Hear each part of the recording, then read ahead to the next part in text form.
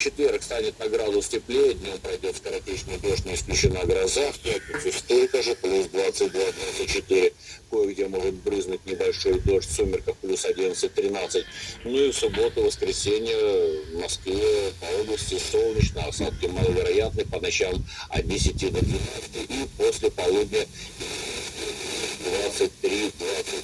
В общем, с небольшим опозданием, начиная с сегодняшнего дня, июнь и само лето в метеорологическом отношении вступит в свои законные права. Мы следим за развитием событий на сайте вести.ру.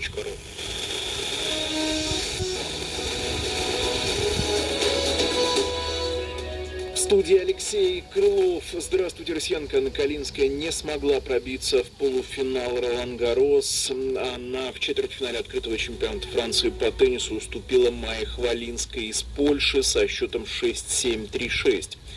Позднее в четвертьфинале в среду сыграет